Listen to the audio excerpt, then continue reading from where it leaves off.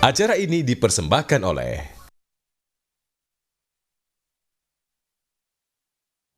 Masih di Angus Pagi pemirsa, jelang perayaan Tahun Baru 2023, arus lalu lintas di kawasan wisata Lembang, Kabupaten Bandung, Jumat malam ramai lancar.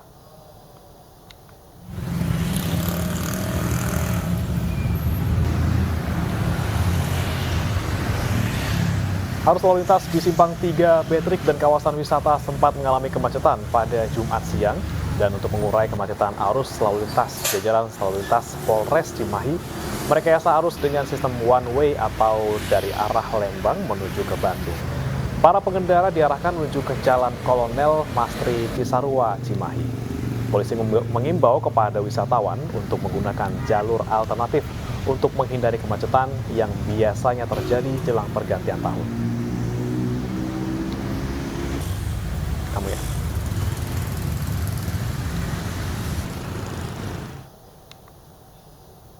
Ya pemirsa, sementara itu arus lalu lintas di ruas tol Jagorawi, Jakarta Timur menuju Bogor, Jawa Barat mengalami kepadatan yang cukup panjang. Tak jarang laju kendaraan terhenti dan kepadatan ini lantaran sejumlah warga Jakarta dan Bekasi hendak merayakan Tahun Baru di kawasan Puncak.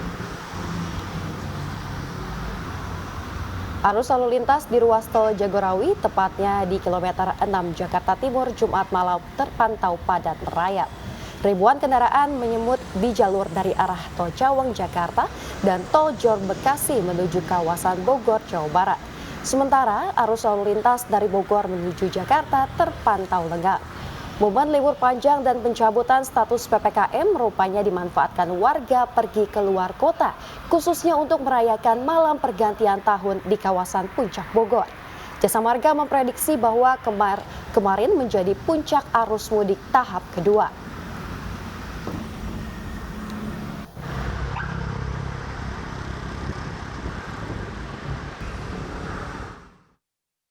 Menjelang puncak arus mudik libur tahun 2023, volume kendaraan di ruas tol Jakarta Cikampek mencapai belasan ribu kendaraan yang melintas. Sejumlah rest area sepanjang ruas tol Jakarta Cikampek tersedia di beberapa titik.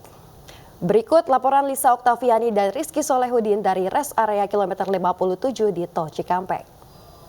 Pemirsa, menjelang libur tahun baru 2023, arus lalu lintas di ruas tol Jakarta menuju Cikampek dan juga Cikampek menuju Jakarta terpantau ramai lancar.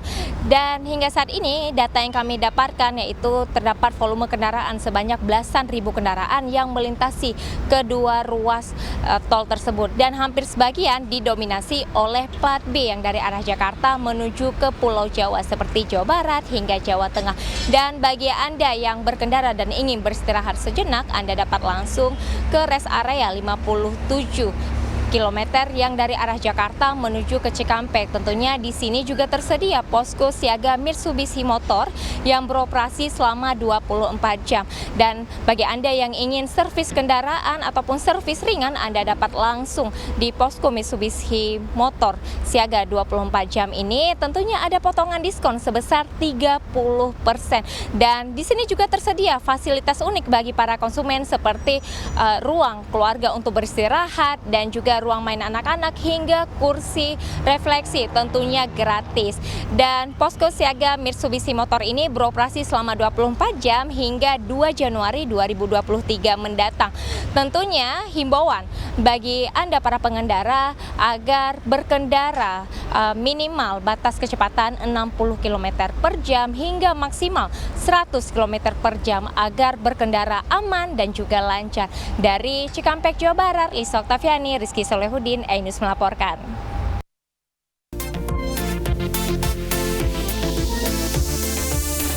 Acara ini dipersembahkan oleh Presiden Joko Widodo mencabut kebijakan pemberlakuan pembatasan kegiatan masyarakat atau PPKM. Dengan demikian tidak ada lagi pembatasan kerumunan dan pergerakan masyarakat, namun tetap harus menggunakan protokol kesehatan.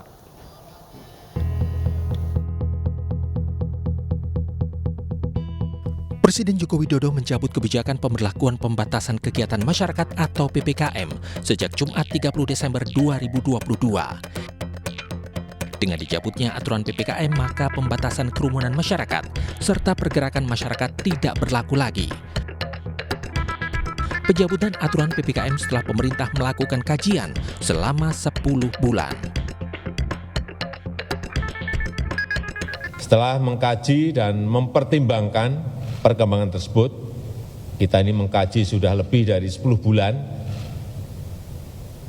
dan lewat pertimbangan-pertimbangan yang berdasarkan angka-angka yang ada, maka pada hari ini pemerintah memutuskan untuk mencabut PPKM yang tertuang dalam Instruksi Mendagri nomor 50 dan 51 tahun 2022. Jadi tidak ada lagi pembatasan kerumunan dan pergerakan masyarakat. Meski pemerintah telah mencabut aturan PPKM, namun Kementerian Kesehatan mengingatkan bahwa dunia dan Indonesia masih dalam kondisi pandemi COVID-19. Hingga kini Organisasi Kesehatan Dunia WHO belum mencabut status pandemi COVID-19. Intervensi pemerintah di bidang kesehatan perlu dialihkan menjadi partisipasi masyarakat di bidang kesehatan. Jadi kata yang penting di sini adalah dari strategi pandemi menjadi endemi di Indonesia, penting untuk satu, secara bertahap, dua, terjadi transisi dari intervensi pemerintah di bidang kesehatan, tiga, menjadi partisipasi masyarakat di bidang kesehatan. Meski status PPKM telah dicabut, namun masyarakat diimbau waspada penyebaran COVID-19.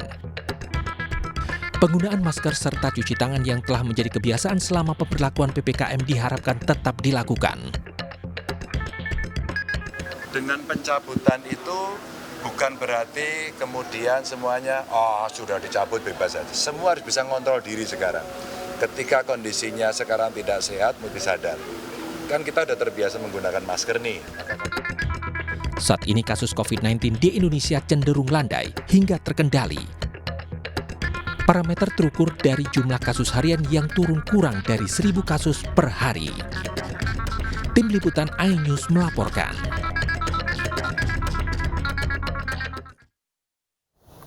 Ya, pemirsa, sentra oleh-oleh Bandeng Presto di Kota Semarang, Jawa Tengah kian berjaya setelah menggunakan panci yang irit bahan bakar. Bukan hanya jumlah produksi yang kian bertambah, namun juga kandungan protein yang tetap terjaga.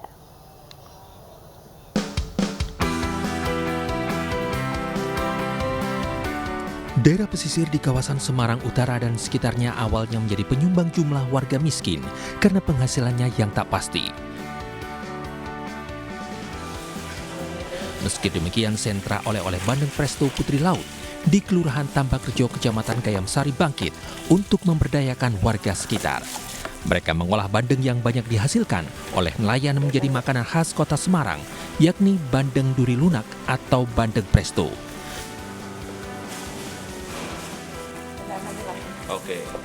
Keseriusan warga ini menarik perhatian PT PLN Indonesia Power yang merupakan subholding dari PT PLN Persero untuk memberikan bantuan alat berupa panci khusus. Teknologi bejana Low Temperature High Pressure Cooker atau LTHPC terbukti ramah lingkungan dengan kualitas gizi dan rasa yang terjaga.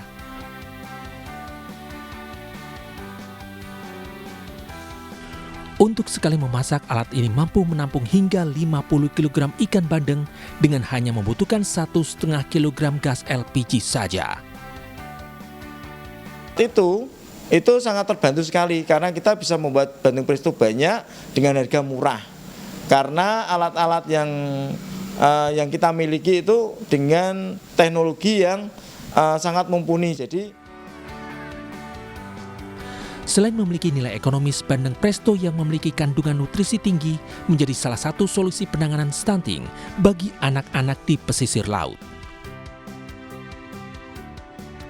Menurut daftar komposisi pangan Indonesia, itu dalam 100 gram sekitar 123 kalori, kemudian proteinnya cukup tinggi 20 gram.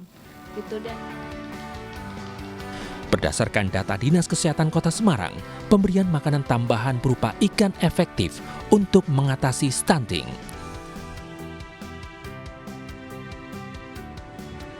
dikonsumsi oleh balita-balita stunting, dan ternyata setelah 3 bulan itu terjadi penurunan kira-kira sekitar 45%-an dari angka semula. Proses selama bertahun, 3 tahun, 4 tahun, akhirnya memang putri laut sudah dapat berkembang. Jadi kami memberikan tidak hanya dana pelatihan, namun juga lebih dari itu, mulai pemasaran, cara pengolahan yang baik, termasuk izin-izin usaha yang memenuhi syarat-syarat Departemen Perindustrian maupun Kesehatan. Diharapkan dengan semakin meningkatnya jumlah produksi oleh-oleh Bandeng Presto dapat memulihkan kondisi perekonomian pasca pandemi, sekaligus menurunkan angka stunting anak-anak. Dari Semarang, Jawa Tengah, Taufik Budi Nur Cahyanto, iNews melaporkan. Pemirsa, menjelang tahun baru, perajin trompet banjir orderan hingga belasan ribu trompet. Dan hal ini menjadi berkah tersendiri setelah perayaan tahun baru sempat ditiadakan karena pandemi.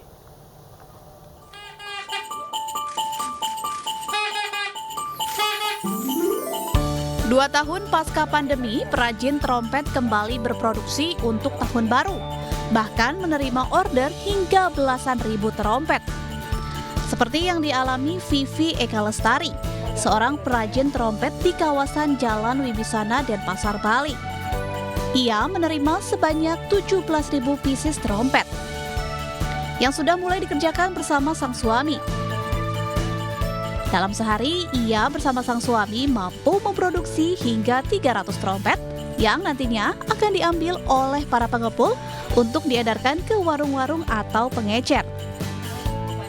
Harga trompet dibanderol dengan harga grosir, mulai dari Rp3.000 untuk trompet model biasa dan Rp7.000 untuk trompet model naga. 2 tahun kan kita nggak bikin tuh, corona baru ini dah bikin lagi. Kalau kemarin tuh nggak ada pembeli juga, nggak ada yang nyari kan, corona itu. Kalau tahun ini produksinya 10.000 trompet yang biasa, kalau naga baru 7.000. Sementara selama pandemi COVID-19, perajin trompet tidak berproduksi dikarenakan tidak ada permintaan pesanan. Padahal sebelum COVID-19, perajin bisa memproduksi sebanyak 15.000 trompet model biasa dan 10.000 trompet naga. Dari Denpasar, Bali, Indira Ari, iNews melaporkan.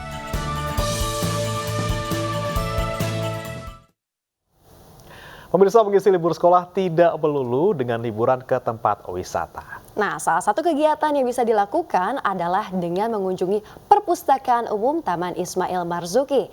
Selain membaca, perpustakaan di sini juga bisa dijadikan sebagai wisata edukasi bagi anak-anak.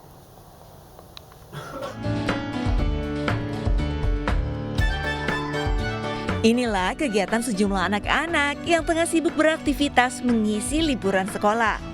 Bukan di tempat wisata, melainkan di Perpustakaan Umum Taman Ismail Marzuki, Jakarta Pusat.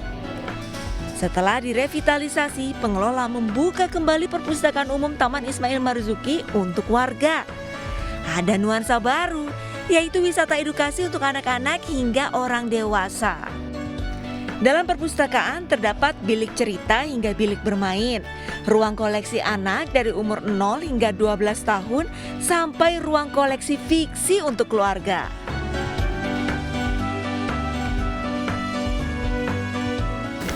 Tempatnya bagus sih, bersih juga, dingin, cocok buat bawa anak-anak atau keluarga yang di sini. Buku-bukunya cukup lengkap juga sih, masih bagus-bagus juga. Apa sih namanya wisata edukasi lah ibaratnya kayak gitu, jadi ada liburannya, ada pelajaran yang bisa diambil lah. Maksudnya di sini kan banyak buku-buku, nggak cuma buku pelajaran, cerita-cerita gitu aja sih, nambah wawasan anak-anak. Untuk menikmati wisata edukasi di Taman Ismail Marzuki tidak dipungut biaya alias gratis. Perpustakaan ini dibuka mulai pukul 9 pagi hingga 5 sore. Perpustakaan Taman Ismail Marzuki buka setiap hari kecuali saat libur nasional. Di sini tuh buku bermainnya, bilik bermainnya banyak banget di sini. Ada buku-buku buat anak dari umur 0 sampai 12 tahun, terus ada bilik bermain, bilik dongeng juga, terus orang tuanya juga bisa baca juga di sini di ruang baca keluarga. Perpustakaan Tim menampung kapasitas sebanyak 300 orang dan membatasi jumlah pengunjung agar tetap nyaman. Meski baru dibuka 7 Juni lalu, Perpustakaan Tim sudah menjadi destinasi favorit baru bagi warga ibu kota. Dari Jakarta, Lisa Oktaviani, Irfan Hardiansyah, iNews melaporkan. Ya seru banget ya Yasminnya kalau kita wisatanya di dalam ruangan aja gitu. Kadang-kadang kan kalau mau liburan kayak gini di tengah-tengah musim hujan tuh kayak takut kehujanan. Banyak gitu, khawatirnya ya Bre ya. Betul. Nih Bre, saya kasih tahu ya Bre, di kawasan Setiabudi Kota Bandung, Jawa Barat ada wahana seru foto 3D art terbesar di dunia yang menyediakan ratusan spot foto menarik dengan belasan tema. Nah informasi ini sekaligus menutup iNews Pagi edisi hari ini pemirsa, dan mewakili kerabat kerja yang bertugas, saya Brema Natenaya. Dan saya Yasmin Atania pamit undur diri. Terima kasih, selamat pagi dan sampai jumpa.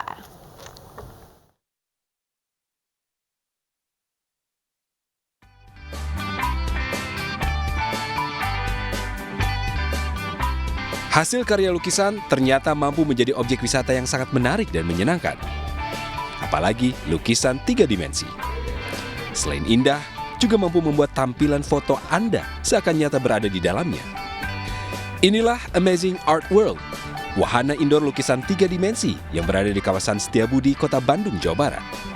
Memiliki luas sekitar 15.500 meter persegi, membuat museum lukisan 3 dimensi ini diklaim sebagai wahana indoor lukisan 3 dimensi terbesar, bukan hanya di tingkat nasional, melainkan di dunia. Di sini terdapat sekitar 150 spot foto dengan belasan tema atau zona. Ada zona laut, hewan, dinosaurus, horor, ruang angkasa, bahkan lukisan Santa Claus. Seluruh lukisan ini merupakan hasil karya pelukis Indonesia dan pelukis dari negeri Korea. Saat memasuki ruangan, pengunjung wajib membuka sepatu dan dianjurkan menggunakan kaos kaki agar tidak merusak karya lukisan yang ada. Sebelum bersuah foto, ada baiknya siap-siap kosongkan galeri foto ponsel Anda, karena setiap sudutnya mampu menampilkan foto-foto menarik yang manipulatif. Jangan khawatir, untuk mendapatkan hasil foto terbaik, di sini terdapat contoh foto yang telah disediakan di dekat titik pengambilan gambar yang bisa diikuti oleh pengunjung. Tak hanya itu, lukisan-lukisan menarik tersebut juga menjadi sarana edukasi bagi pengunjung untuk dapat mengenal beberapa hasil karya seni dari para seniman terbaik. Tempat kami ini merupakan wahana foto 3D art terbesar di dunia. Jadi untuk pengunjung yang datang ke sini bisa merasakan sensasi foto yang berbeda, yang pastinya mereka bisa seakan-akan nyata. Nah, di sini sendiri kita mempunyai 150 spot di mana dibagi ke dalam beberapa tema. Ada belasan tema, di antaranya ada misalnya zona hewan, zona animal, terus ada fantasy zone, lalu ada horror zone, ada juga wahana yang dino zone, laut dan lain-lain. Objek wisata indoor ini jadi alternatif untuk mengisi liburan bersama keluarga, terutama saat musim hujan saat ini. Selain wisatawan lokal, wahana lukisan 3 dimensi ini pun diminati wisatawan luar negeri.